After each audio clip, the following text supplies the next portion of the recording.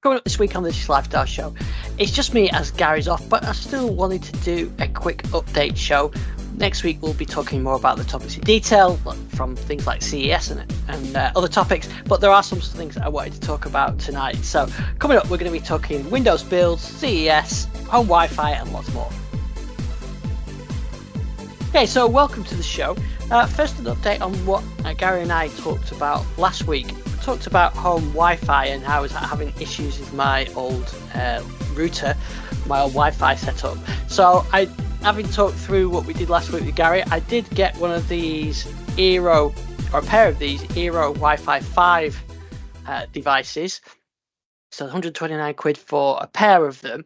So I've got one plugged in downstairs directly into the router, and then this is a second one I've got upstairs here in my office.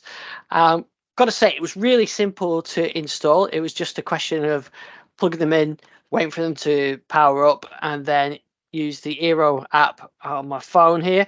And the setup was really easy. Plugged it into my broadband router and then just went through the setup. I chose to use the same SSID and password that I used on my old Wi-Fi. So once I got this up and running, then everything started reattaching to it. So all my smart home stuff, I didn't have to reset all that up as well.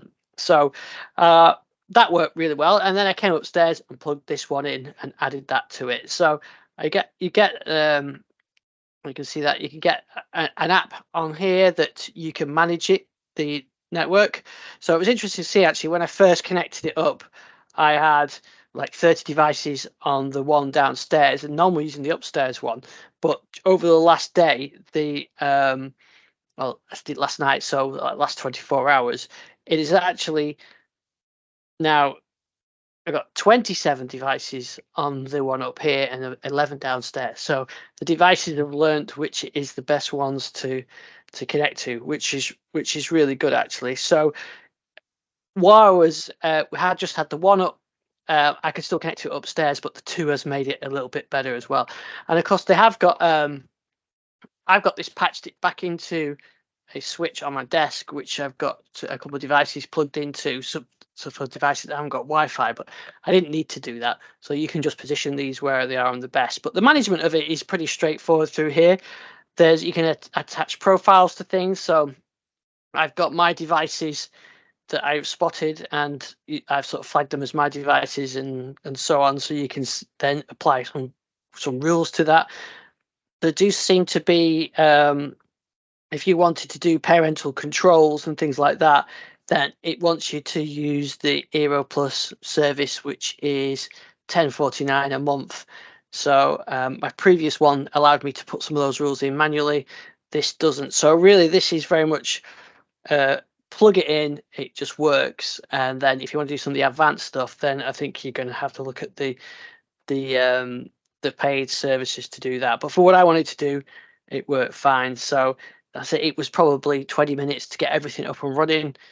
A reboot of some devices just came on all the time, and now everything's up and running on there. One of the main issues I had was with say something like Sonos, where they would just disappear from the app, and that was caused by the old Wi-Fi.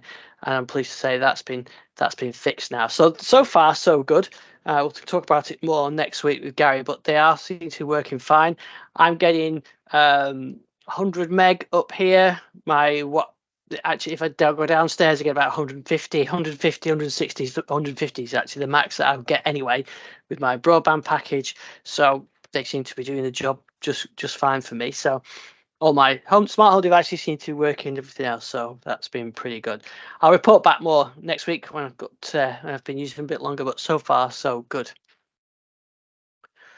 Now, last week we did get some new builds. So let's talk builds. We got 23612 for the dev channel and 26020 for the Canary channel. The Canary channel one, I think, had a few more changes to it that I found interesting, and I have got a video of the hands-on video with 26020 if you're interested. So voice access has gained some more French, German, Spanish, and Mexican Spanish, and some extra controls for voice access. But there are some more interesting things on it, like the Energy Saver. So Energy Saver is the new name for battery saver, and it's just not just necessary for devices with the batteries anymore.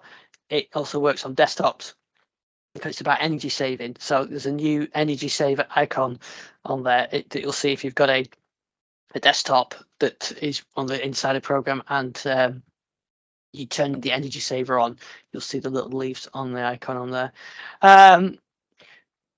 WordPad is no more, and the People app actually. WordPad is going. If you do a clean install, that's going to be gone. And in the future, it's going to be removed completely. So even if you actually got it installed, it will disappear. It won't be on optional components. It'll be gone. So something to look out for too.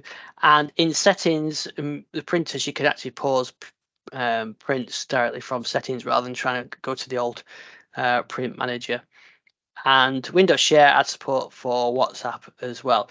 There was one other interesting change as well. If you share something through Windows Share and you pick Teams, it looks at what kind of account you've got. So if you're signing with a Microsoft account, it will show Teams Home. If you're signing with a Azure account or an enterprise Microsoft account, then it will show you the enterprise version of Teams or the work version of Teams. I'm not sure how it goes when you're in hybrid situations like I'm in here, but yeah, that's what they've done with that. The dev channel build had the same voice access changes, but not much else. Let's have a quick. Oh yeah, there was a new weather icon or a new weather tile on the lock screen to show you some extra weather information. Not rolling out to any other regions apart from US English, but yeah, you had that little one on there. So there were some nice little changes on that. There was also a beta one last week, but there was nothing really in there worth looking at. I have got a hands-on video if you want to check that out as well. Now we'll talk CES last week, but I thought this was quite interesting.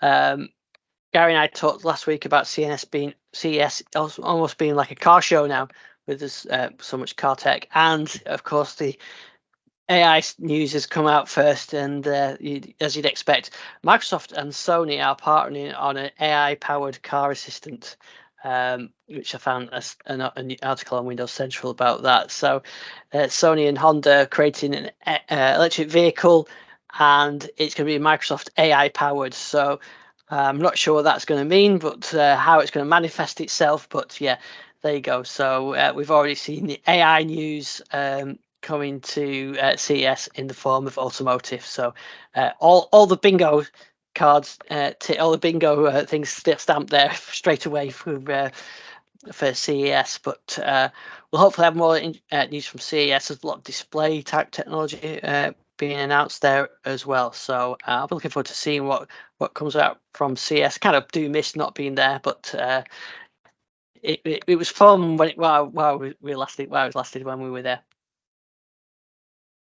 Okay, what else have we got? Just quickly to finish off. Oh, I just wanted to thank the community. I was awarded the MVP award for Surface. As you know, if you're a regular listener, Gary and I are Windows Insiders, or we're Windows Insider MVPs, and that program finished at the end of the year.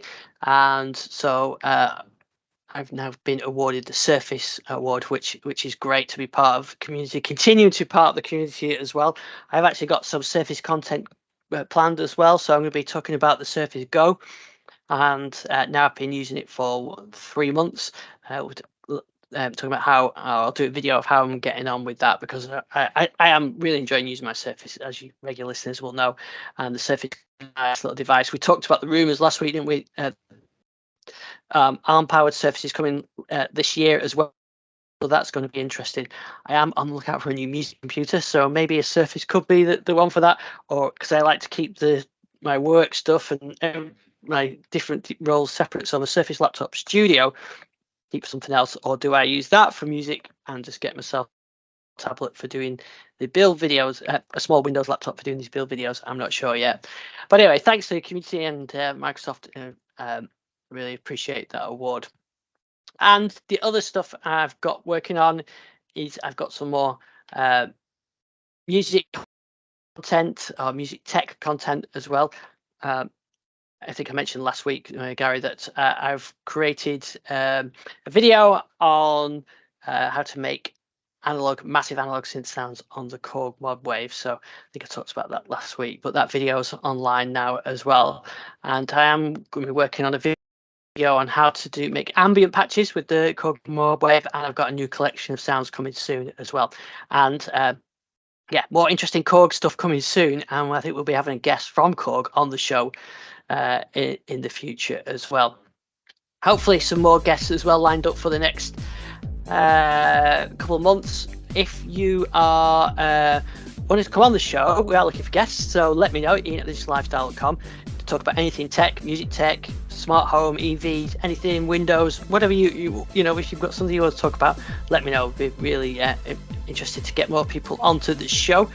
And you can contact me at ian@thedigital-lifestyle.com. I'm on X as IS Dixon or Twitter as IS Dixon.